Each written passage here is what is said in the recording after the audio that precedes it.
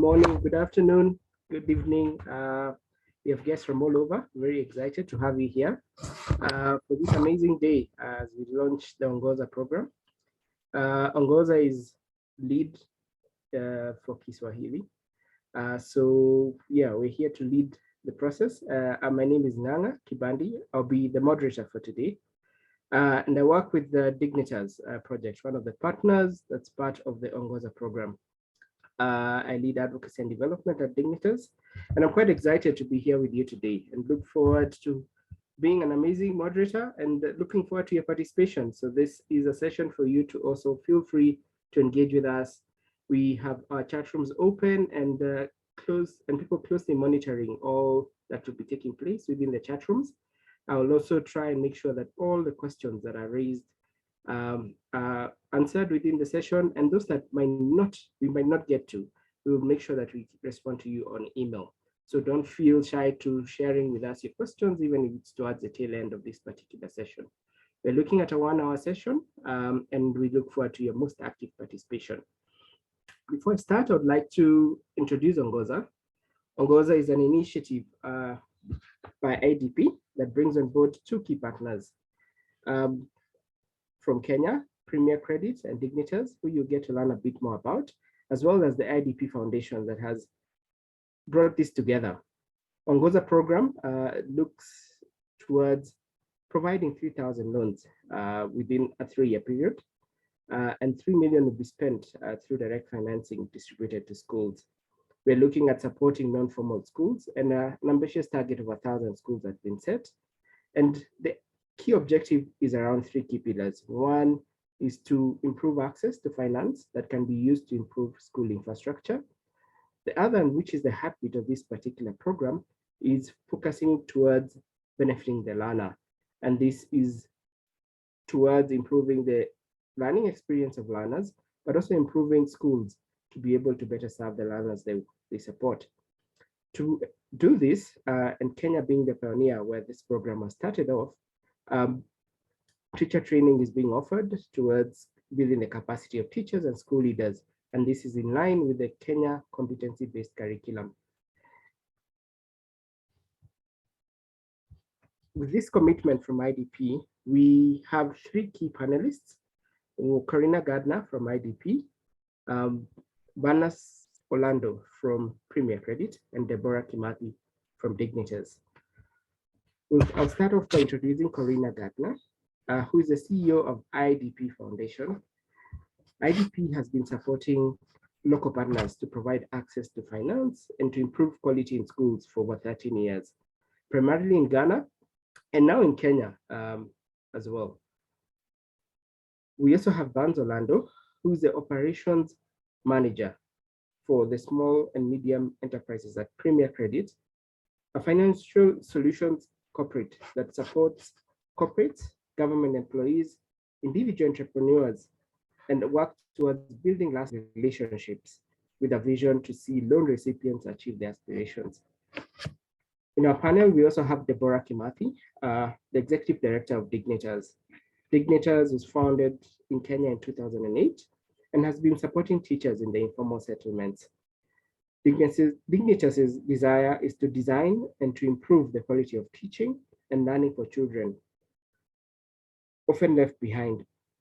The key Dignitas looks at school leaders as the key agents of change who make decisions to engage school teachers, the learners, and work towards building an impactful and an award-winning partnerships with schools. Dignitas is driven by the vision of leading children to thrive and succeed.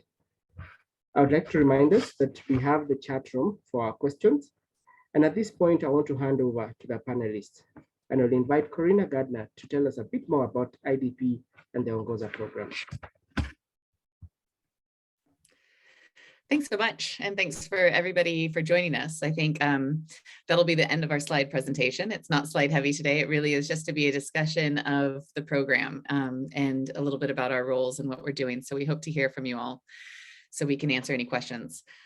Just a little bit about IDP Foundation and our role. We we have a funding strategy focused on supporting the education outcomes globally for Sustainable Development Goal 4. And the way we do that is we split our funding into 2 areas. That's including both schools on one side and systems on the other. So this program is what we would consider part of our schools program, where we are very specifically coming in to improve quality at the school level.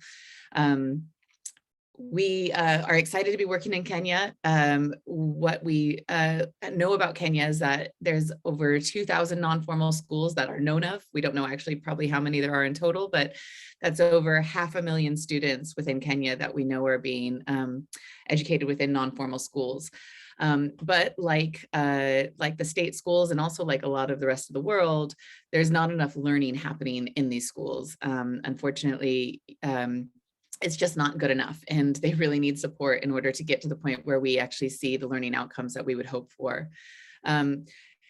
The Kenyan parents who send their kids to this school make huge sacrifices to pay the fees for these to go. And that's one of the things that really drives us, is trying to give to them what they deserve in terms of the sacrifice they make, and those and their kids coming out with the not just the basic numeracy and literacy skills, but as we've talked about, other competencies that are in line with what the goals of the national government around their competency-based curriculum. This program fits a bunch of the values of the way that IDP Foundation likes to work. One of the things that we would like to do and try to do anytime is to be catalytic, to leverage private financing to bring more partners into this overall effort to try and improve learning. And that's where Premier Credit comes in. You'll hear a bit more from Barnes soon, but they've made a huge financial commitment and are a key partner in helping to get critical financing to the schools. We also like to be market driven. And that's another place where it's really interesting. Like I said, with those numbers of 2,000 schools and lots of parents spending hard-earned money to send their kids to schools, the demand is there. We also see a business opportunity there, and that's why Premier Credit's getting involved. We also like to work through local partners and empower local actors. And again, that's where you'll see we've got 2 great organizations that have a long-term presence in Kenya, have been working within the space. But also it's how we go about supporting school owners. And so it's not just the local partners, but also the schools that we're going to find. We're not building schools from scratch, and this is not top down. We're going and finding where people have had the initiative to start a school, to respond to a community need, to meet the demand there. And now we want to help them reach the full potential that they can reach. Finally, we have a long-term vision, both for this partnership and for what we hope it creates and catalyzes long-term. We right now have an agreement for 3 years, and we've set targets for those first 3 years because it's good to focus on what we can do, but by no means does that mean that we're finished after 3 years. We have had similar work in Ghana, where we've been working with the same partner for 13 years in order to get to the point where we see a financially self-sustaining program with the local partners in Ghana. It's been a huge success. We're really proud of it. We stuck out a long time to make sure it got there. And we believe that actually we can get there even faster with the partners we have here. We start out the partnership with providing a combination of concessionary debt and grant money, but we really hope that over time, long-term, we'll see a self-sustaining program in Kenya as well, so that we continue to provide finance and quality improvement to these schools long after IDP Foundation is part of the funding. I think that's enough for me for now. Thanks, Nana.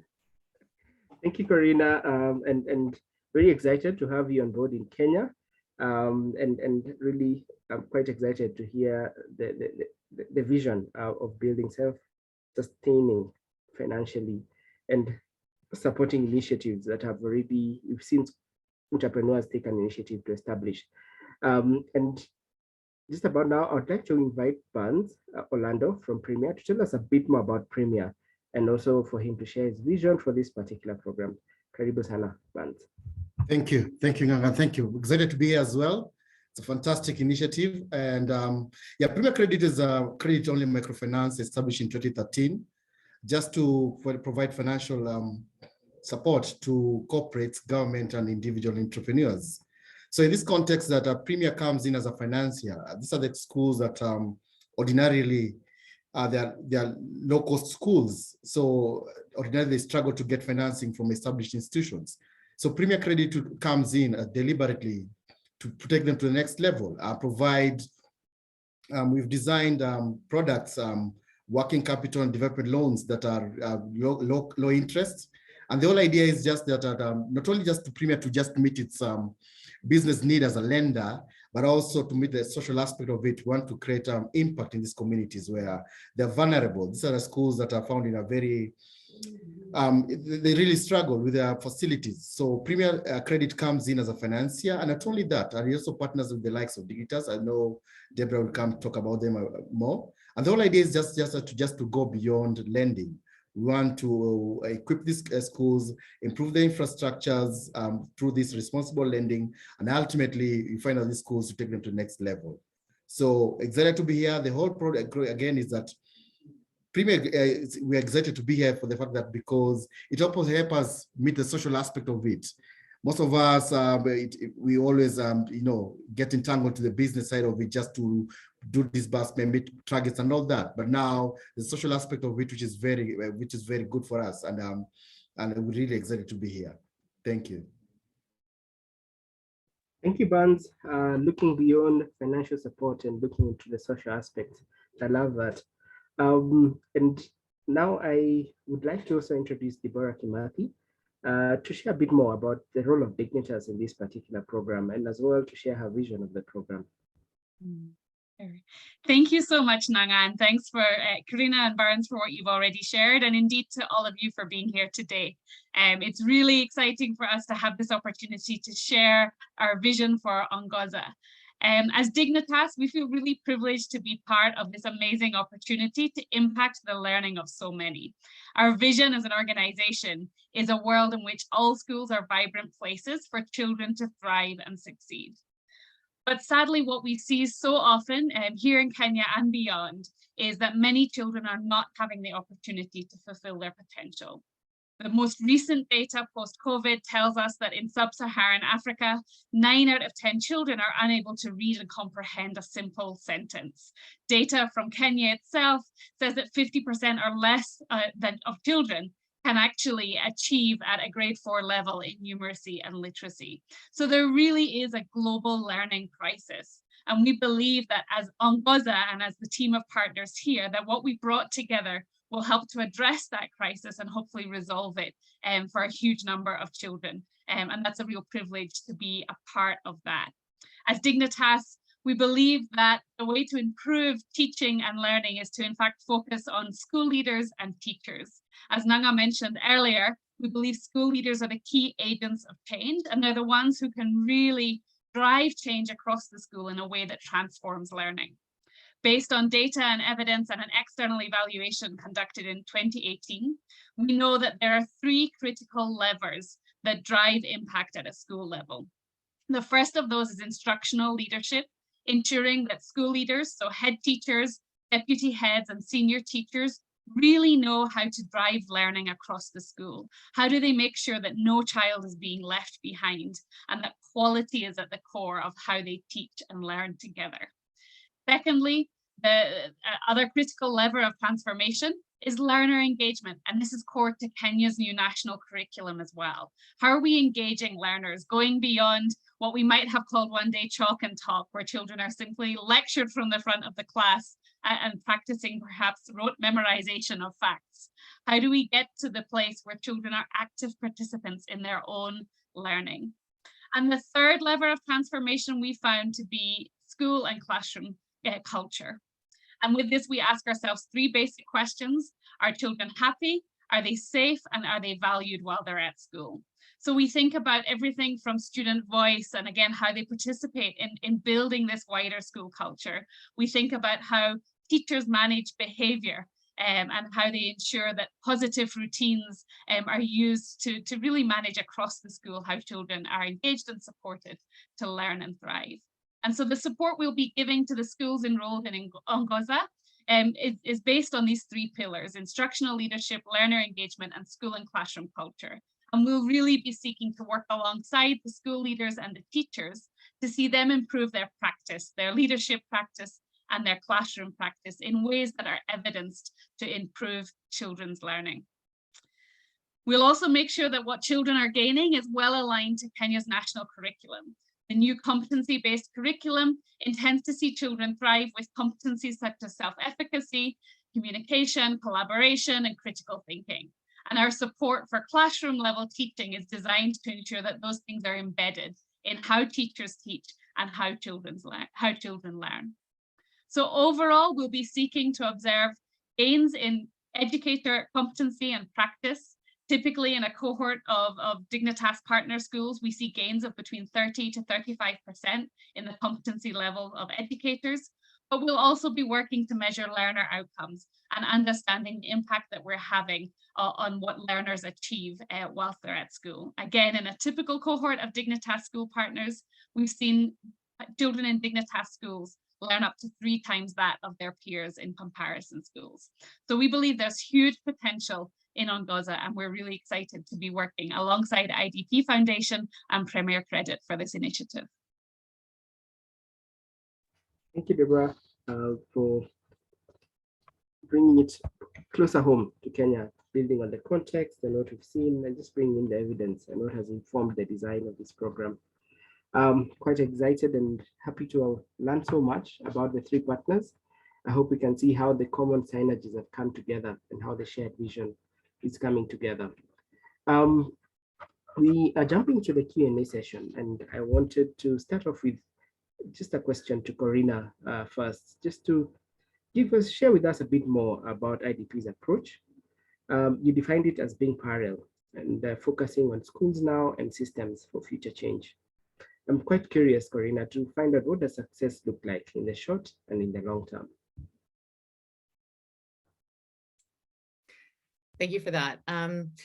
Yeah, I think as I mentioned in my introduction, IDP Foundation, the majority of our work and our experience comes from the Rising Schools program in Ghana, where we've been working with a local microfinance partner, Sinapiaba, over the past 13 years. We learned a lot along the way, and we're, like I said before, really proud of the success that we've had and excited to replicate that success. We've also seen where we've hit our limitations in terms of also the quality and learning outcomes, and we're still learning how to do it better. But what we know is that we can combine access to finance along with teacher training and school leadership training, and we believe that we can really move the dial in terms of learning outcomes. In terms of short-term success, we've got, like I said, a 3-year vision, and it's ambitious and there's a lot of targets, but also we expect to have a lot of learning along the way. We haven't run a program exactly like this. We're replicating some elements from the Rising Schools program, but some of them are new. And so working with Dignitas and with the new training program that they've designed around these competencies specifically, after understanding and assessing the school's needs, and understanding how to create a partnership between unlikely partners, an education-focused NGO and a credit-only financial institution, and bringing those 2 teams together and learning how we can leverage the different specific unique capabilities to create a completely different style partnership.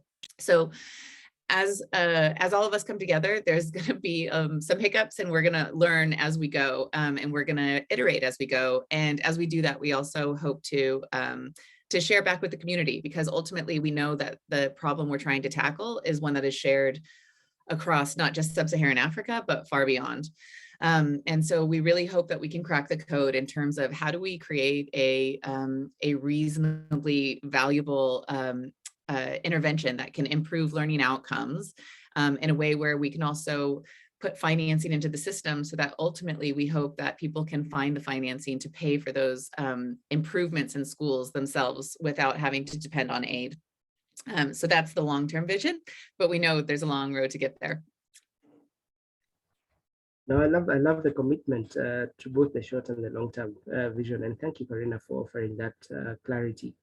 I also have a question for you, Barnes, and my question really speaks more to a statement you made that this particular program is unique in its nature, and we'll be focusing on schools that often have been overlooked. And my question to you, Barnes, around this is, what do you envisage as the impact of this program on these particular schools? And how will that overall impact on the schools have on the education landscape in Kenya? Thank you, Nganga. Fantastic. Yeah, Corina rightly said it. Ordinarily, the likes of Premier Credit will not really partner with the likes of Dignitas. These are strange bedfellows. But yeah, ordinarily, what will I see? For me, impact is at the core of college education is infrastructure. These are low-cost schools, so you realize that these are schools that really struggle with basic amenities. You find these are schools that you find them they're sharing classes. You have grades who are sharing classes, so even the delivery of the curriculum becomes difficult. These are probably understaffed schools because of the, again, challenges of hiring teachers becomes problem, because you realize some of these schools are being run by religious or even individuals who are philanthropic. So sometimes they struggle with financing. So as Premier, what we come to do is that we come to finance them. We give them low interest development loans to build a classroom somewhere, to build a block somewhere, so that to make sure that these pupils, as you said, they are safe. They are learning in a safe environment. If there is basic amenities like running water, like I mentioned, toilet facilities that are really clean and all that. And some of these amenities require money that these schools, they don't have.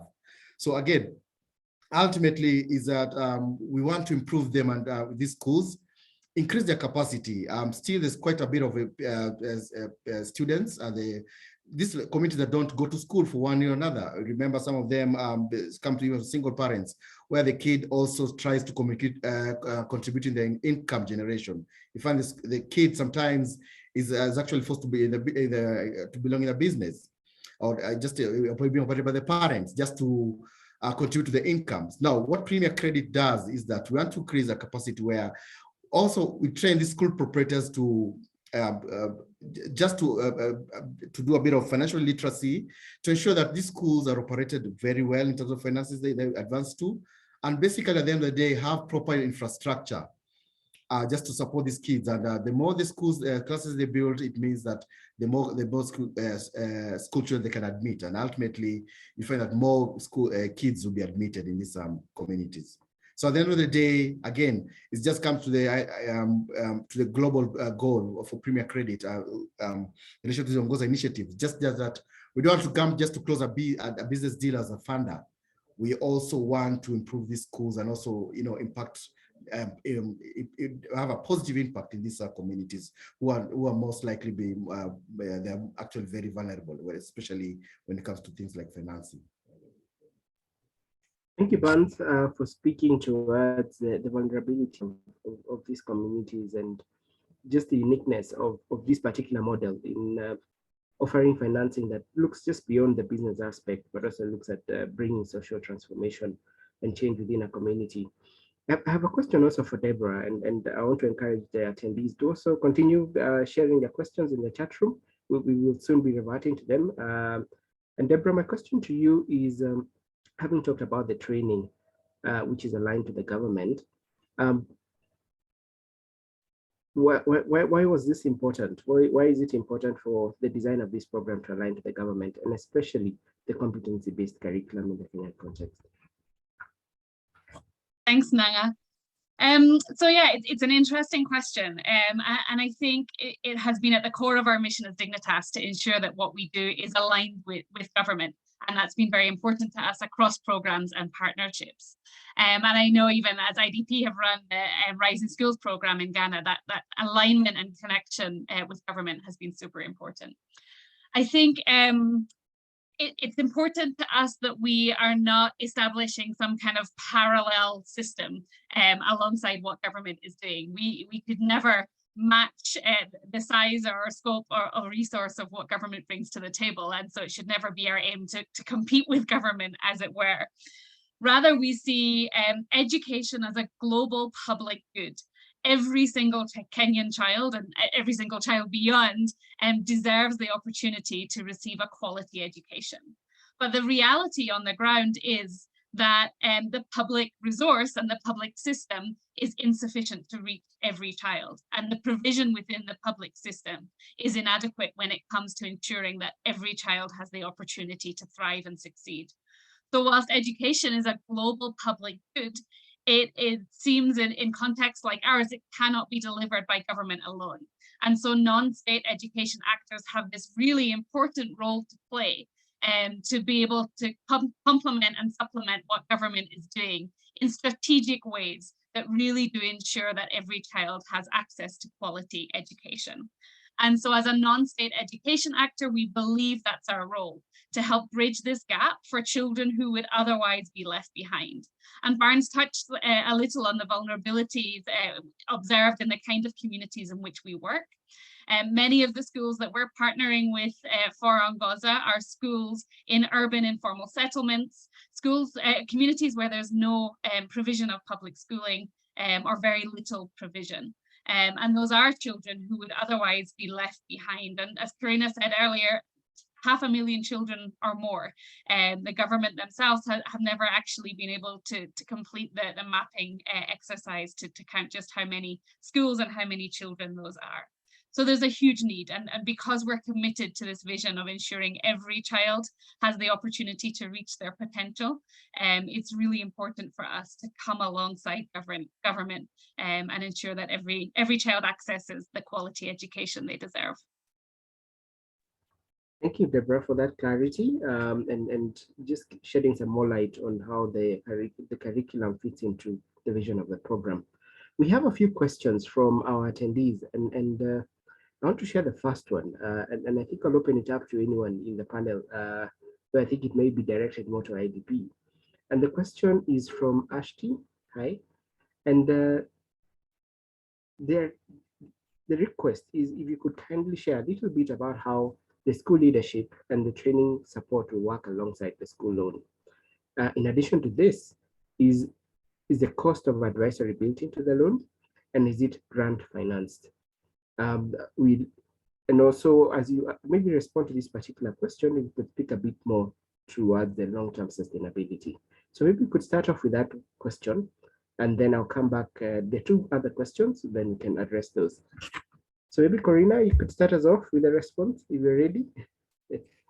Sure, I'll talk a little bit about the sort of financial model and business model to it, and then I don't know if Deborah, you want to pick up any of the training aspects on top of that, but yeah. So I think the idea of how we do it, so it is completely grant financed right now. Right now, the way the funding is structured is we've provided a investment to Premier Credit, and they've now tripled that investment by putting another $2 million of their own funding alongside it to reach $3 million in total financing. And then we've provided grant funding for Dignitas to provide the teacher training and school leadership program. With that in mind, the truth is that we have an ambition for how this can be self-financed in the future. And we have ideas of how we'll do it, but we don't actually have the blueprint in place. And I think that's one of the things that IDP Foundation prides itself is that we're willing to take on a program and learn along the way and see where it goes, even if we don't know 100% that, or are promised by a local partner 100% that it'll create a business model or be financially sustainable at the end. I think we know that in terms of priority, our first priority is learning outcomes. First, let's see that the training that we're providing is actually having the results in among the learners that we want to have. As we have that and we have evidence around learning outcomes happening, that becomes opens up a lot of possibilities in terms of who would actually put a value behind making sure that that training continues within the schools. We've had interesting discussions from early design conversations with the partners around actually having future loan products, having it built in. We are in the process of hopefully experimenting around loan products that will actually be tied to incentives that could be paid back into the school if they reach learning outcomes. We also see potential for getting the price right for both parents and or schools to be building this into fees. And finally, we actually see this as a huge teacher development opportunity. And I think that there is possibilities for where there is some financing either from employer or employee of teachers to contribute towards their own professional development when they can really see the outcomes. So it's a lot of wait and see here. And again, there's a lot of us probably testing, iterating, and learning, and we'll be happy to share back what's working and what's not working along the way. Thank you, Karina. Deborah, I can see you're ready to add to the I'm ready to pick up Karina's nudge on the sustainability of impact. I think just adding to what Karina has said, we have designed the school partnerships so that there is sustainability of impact in any school that we've partnered with beyond the scope of that particular cycle of partnership. And so what we have learned over the years is that there are certain things we can do and embed in a school partnership that ensure that once that partnership comes to an end, the school leaders and the teachers continue to improve their practice and continue to grow and continue to work collectively towards whole school improvement. And so some of these mechanisms are embedding a peer-to-peer coaching and support practice amongst the teachers within the school, so that the coaching and observation process that gives feedback and helps them to improve their classroom practice, that we help lead while we're there, is something that they pick up and continue with beyond the partnership cycle. We also embed in those school partnerships what we call professional learning communities, where we are bringing together those school leadership teams with a very intentional and explicit focus on learning. So many school administration meetings focus on finance or what needs to be repaired or which parent said what, rather than really digging into, okay, which children are learning, which children are being left behind, which teacher is excelling in teaching numeracy, and how can we have the rest of the team lean on that. So establishing these professional learning communities that, as I say, are explicitly concerned with learning and ensuring that that becomes an ongoing function within the school. And we do that in kind of a gradual release, where we help to run those meetings initially and then gradually hand that over to the school leader throughout the partnership cycle, so that by the time the partnership is ending, they're ready to run with that on their own. The other thing we've embedded as part of the Ongoza school partnerships are school improvement plans, and helping school leadership teams to use school improvement plans to be explicit in how they think about improving teaching and learning. Those school improvement plans that we're using this year have two portions to them. One portion that's focused on infrastructure and how they might use additional credit that would come through the Premier Credit financing, but it also has a portion dedicated to teaching and learning, and has them tying their teaching and learning goals to what they've been learning through the training and coaching, and being really intentional to seek to improve their practice across the school. And so as we come towards the end of the partnership cycle, there'll be a really strong focus on getting them to forward plan using that same school improvement plan, and getting them to think about goals beyond the scope of the partnership and how they're going to track milestones aligned to those goals and really keep those things on track. And then finally, all of the schools who go through the Ongoza training will have the opportunity to interact with other Dignitas alumni. So they'll become part of a wider community of educators committed to change, committed to quality education. And that's a community of educators where there's huge opportunity for them to support each other and to continue to learn from each other. So we've really tried to think keenly about how we sustain impact beyond the initial partnership period. Thank you, Deborah. I think you've responded to also partly to Peter's question. And this was a question directed to Dignitas around the quality of services provided. And just to confirm whether this would be free, paid out of the loan. And I think there was a follow-up question of how would that be sustained post the donor funding. So maybe Deborah could just add a little, as this was directed to Dignitas, before I move on to the next question. Sure, I think Karina spoke to this a little, but the training is all grant funded, so the schools are not paying anything upfront for the training. Of course, there are investments on the school side. They have to invest their time, they have to invest their energy, they have to invest part of how they function in the school and how they bring their team together. So there'll be an investment in how they're driving change across their teams within the partner schools. So their investment is there. but it's not a financial investment at this point from them to Dignitas to pay for the training. And as Karina has said, we'll continue to learn as we go forward how that works, and that may shift and change as we work towards something that's financially sustainable. Thank you, Deborah. I think we've heard from Corina and Deborah just the emphasis that the program, yes, starts off being grant funded, but as Corina mentioned, there is a long-term vision, and I guess some of these challenges will be addressed as we move forward, especially speaking towards long-term sustainability. I would love to hear Ban's voice on one specific question, then I'll circle back to another question from Ashti. And Ban's, I'm curious just to hear from you. How do you feel this program will serve as a call to action to inspire other funders to ensure that their school reaches all school settings?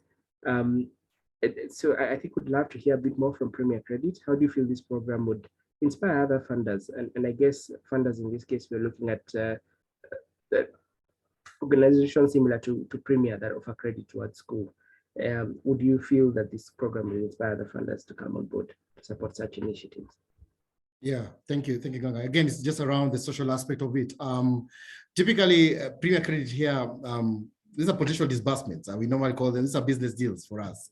But then again, what you're saying is that the impact that they're creating, where you find a school, typically it was a kindergarten, through funding of Premier Credit now is all of a sudden is there are 3 grades, they have built it and the capacity becomes bigger. So what is happening is that, again, it's just that the impact that's creating on the ground for us, it's just immense, and the potential is there. We're just not any other funder. Remember, these are the schools that really struggle to get funding, like I mentioned before. So once we fund these schools, they improve the infrastructure. We go there one day. This time they did have a particular classroom. Now we go there back. They have a classroom. It means that more kids will be admitted. Even the school proprietors themselves, you'll realize that they will actually get most kids getting enrolled to the school, and ultimately they improve the income of the school because more school fees potentially will be paid to that school. So how is it different? Different in the sense that we just go again. It's almost like a cliche now. I'll just go beyond funding. We go and social transform these schools, create impact, meaningful impact on the ground that is sustainable, and the schools that are now will find that we got them better before. By the time the school actually finishes paying the loan, they're in a better position before the initial taking up the loan. Thank you, Bans. As you presented, I think there's some interest also from the attendees to learn a bit more about your experience in this field, supporting low fee paying schools. And one of the attendees is curious to find out how big is your education portfolio, and is there a lot of demand, and do you see this as an area of growth within this particular segment? Absolutely, there's a big one. At the moment, we have about 10 million portfolio, and that's small actually compared to the other loan. And the reason is because we come up from a very difficult time. The school calendar was affected, and what is happening is that some of the schools, just to speak how vulnerable these schools are, some of these schools will actually turn to business premises because, again, the owner just could not simply afford to have space without, kids attending to their school. So again, the reason why this initiative is very important is because we are touching very vulnerable members of society who are really providing try to plug their way, complement the government efforts of education. So again, once we provide the school funding and solid backing, and not only funding, also with the likes of Dignitas providing training, you realize that this is actually it's a bigger impact. And eventually you get schools that are established, and you realize that also not only established, but also provide quality education. We find teachers now delivering curriculum in a better way, based on the skills that they learn along the way. And remember what Deborah said, these trainings are virtually free, other than the schools are just availing their time. So eventually you realize that you get better infrastructure. At the same time, you also get better skill set amongst the teachers and the proprietors themselves. And basically, if you combine these two things, you realize the school will actually become better and bigger. Thank you, Bans, for that clarity. Yeah, there's a question I've been saving here, and this question is to Corina. It's quite an interesting question. Our audience is curious to find out what's new and different from the Rising Schools program in Ghana. And a follow-up question to that is, what are some of the big lessons you learned in Ghana, and what have you borrowed from those lessons that has informed this particular program? Yeah, thanks for that question. I think it is interesting what we've designed differently about this program. So the first one is something that Deborah mentioned, is this idea of a school improvement plan, or that is set up right from the beginning. And that plan is actually combining both how they'll use their financing for improvements, along with how they'll stick to and really use the training around school leadership and teacher training, and make the best of it. And so I think this idea of multiple layers of that improvement plan is part of it. I think another difference is that where we previously within the Rising Schools program sort of separated out, we would have both are pretty intensive accelerated training, but one was more focused on proprietors and school management and financial literacy, while another one was focused on teacher training. I think in both cases, we found that it's they have good impact, but the impact is limited when you don't have ongoing engagement. And so it's hard to give a lot of information in one short week of intensive training for both a teacher or a school leader or proprietor. And so one of the big differences is Dignitas's approach of, instead of accelerated at the beginning, there's some kickoff, but there's an ongoing both in-person and remote support training program that mirrors the academic year. So again, I'll let Deborah speak to more of that at all, but that's different from what we've done in Ghana. And so we look forward to hopefully seeing that also has more lasting impact as well. Thank you, Corina. I think there's a probe to Deborah to just speak a bit more towards that. Sure. So like Corina says, we have really intentionally thought about how the training and coaching can shift practice. For us, training and coaching is not just like a tick box exercise where we can say, yes, 100 school leaders came to the workshop and we did our job. We haven't done our job until the practice in the school changes. So until leaders start leading learning in a very intentional way, or until teachers in classrooms start shifting the ways that they're teaching in ways that we know will improve learning outcomes for all children. And so to make this possible, we believe in kind of phasing the training and coaching through an academic year. So what we have is kind of cycles of training and coaching that run with each school term. In the Kenyan school calendar, there's typically 3 terms in a year. Thanks to COVID, those have been very kind of squeezed and rushed over the last couple of years, but typically over the kind of 10, 11 month period of a school year, we'd have 3 terms. And so the term kicks off with what we call a leadership academy, where we bring together the school leaders and the teacher leaders to really unpack the big building blocks of great teaching and learning. So we look at things like growth mindset, we look at emotional intelligence, we look at leadership styles, helping them really understand their roles as leaders of learning. Then as the term goes on, we dig a bit more into specific strategies and techniques they can use in their classrooms.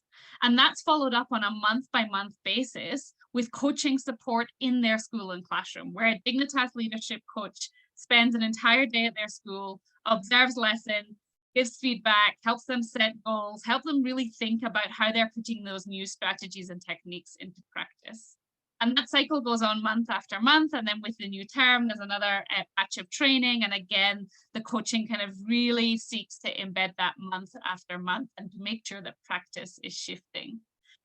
So it's very much about the end goal of improving teaching and learning, and not about the means to the end, which is this training and coaching as this mechanism of driving that change. Thank you, Deborah. I think the blend of the training, the on-school training, capacity building, they bring in the financial aspect is really coming out strongly, and I think that's a unique blend.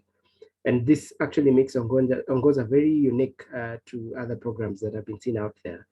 And I'm quite happy to hear that. I have one final question, and maybe this is a question to any of the panelists. I think there's been a lot of questions around what's different, what's new. I think my question really to the panelists, and this can also form part of your closing statement, is in two parts. One, what excites you most about this particular program? And given the chance to share it someone in a minute, what are the three key highlights you'd share about this particular program with them? I'll probably use this also as mainly a closing statement, but there's still room for more questions. But I think I'll maybe start in a slightly different order and invite Barnes to start us off, and then Deborah will follow and Corina will close for us. Thank you. Yeah. What's exciting for me again? When you start the initiative, after everything with political environment comes settled down, we realize we've seen quite a bit of demand with schools. Even now with the school calendar almost normalizing now, you find that we've quite seen a bit of interest. And like I said, I'm really excited about this product is because when you go out there and just provide financing, the other thing that also we advise schools that when you get this financing, do and this and this and this and this.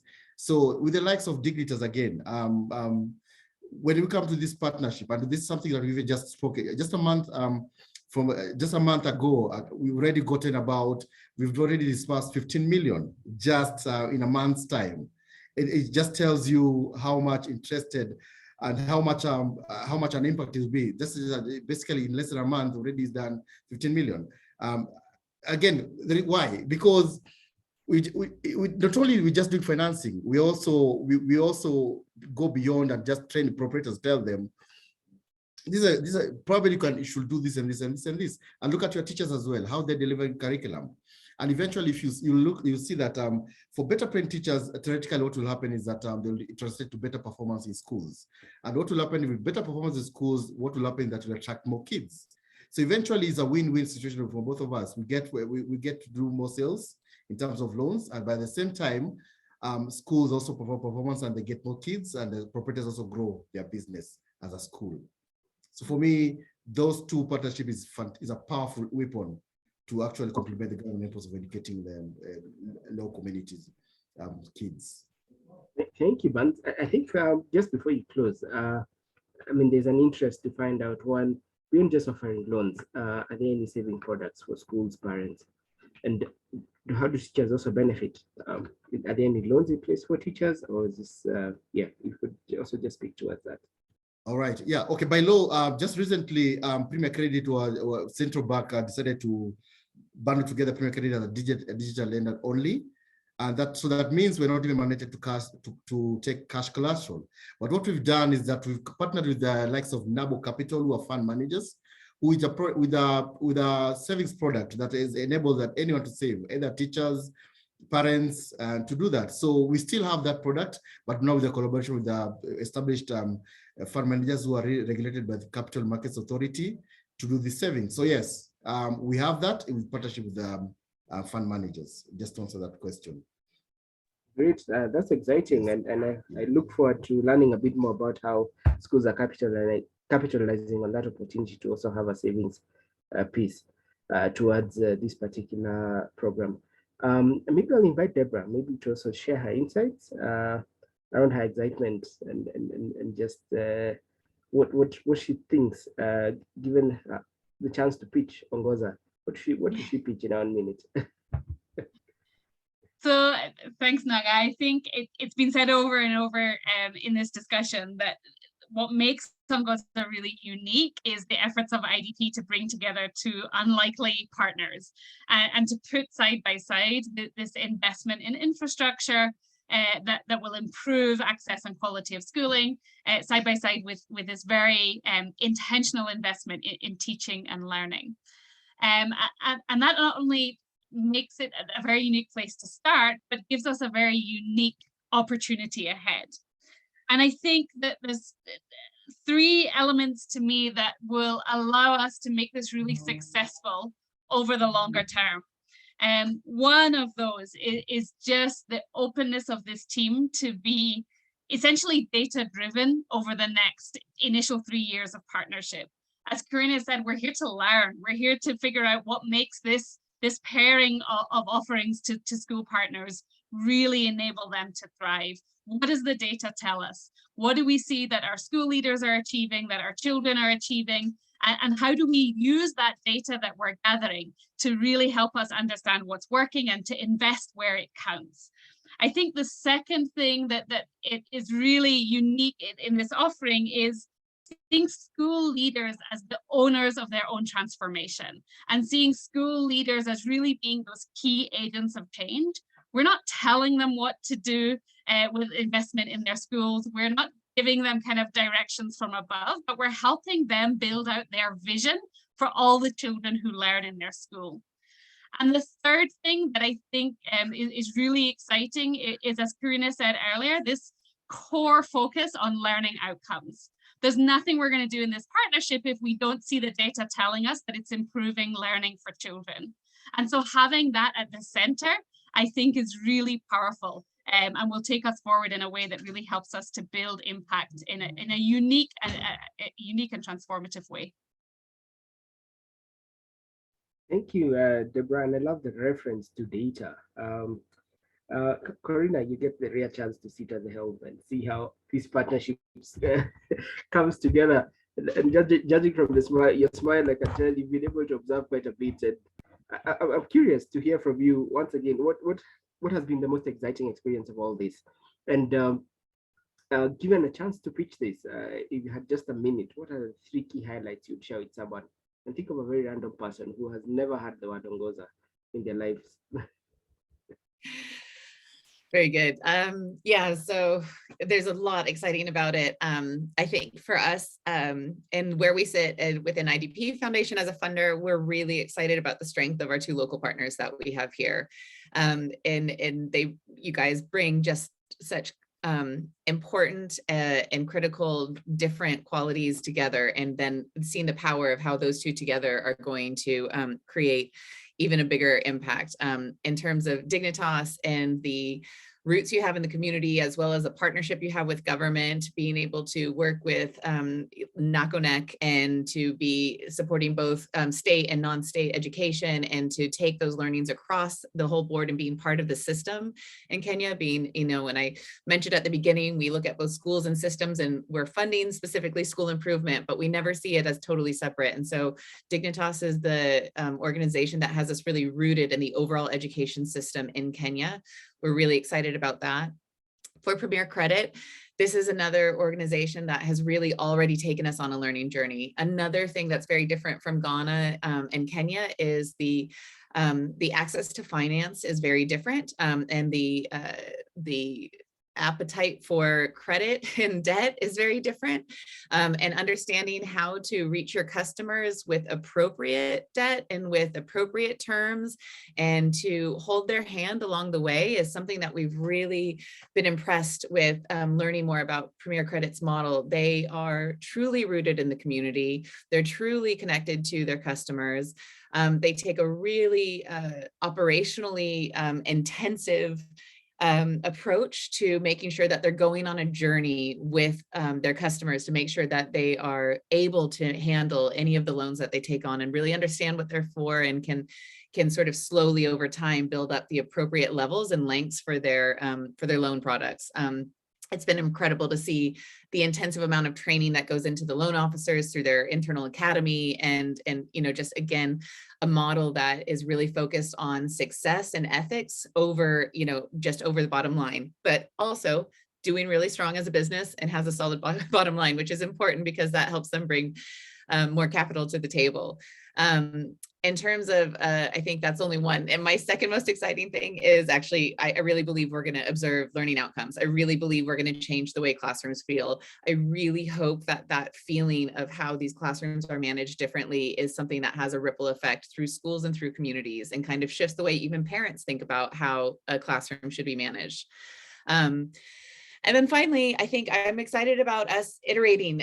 We have some general targets that we're trying to meet, but we've also got a lot of flexibility here about how we can bring more partners along the way, and how we can how we can add more services on, how we can share with other partners, and figure out how to have this built out. And so this is sort of the core of an Ongoza program that we're starting with our 2 essential partners, but we believe that there's room to work with others and to bring more people along the way, and to build from here. Great, Karina. You even had more than one exciting moment. That's very encouraging. I mean, we're towards the last few minutes of our session today, and I'm quite excited. I started off by mentioning Ongoza is the Kiswahili word for lead in English, and the 3 partners here are leading this process, trying something uniquely different that brings in 2 key aspects of it: the teacher capacity building and the loans, with a strong focus of changing and shifting learning outcomes.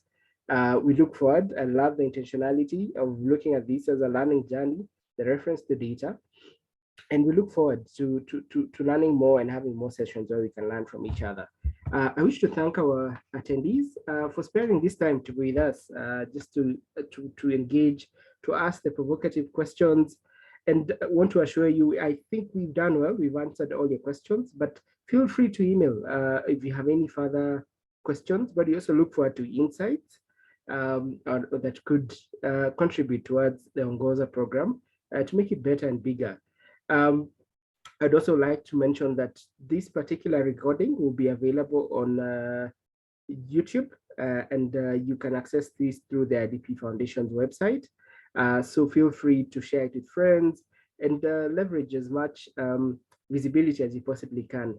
We wish to give you our sincere with us throughout this time, and look forward to having you on board as a critical friend as we walk this journey. We promise to be accountable, and we look forward to sharing more about our learning experience. Finally, I want to thank my 3 panelists for handling both the very tough questions and just making this a very exciting session for us. And for those that have supported this session, mentioning Atalanta, who have helped us with the comms and have just managed everything in the background, our sincere thanks with this. So, and I think the final appreciation is for myself for making this enjoyable. And yeah, we've gotten through it without any hitches. So wishing you well as you start off your days, end your days, or enjoying your lunch somewhere. Thank you very much, and bye for now.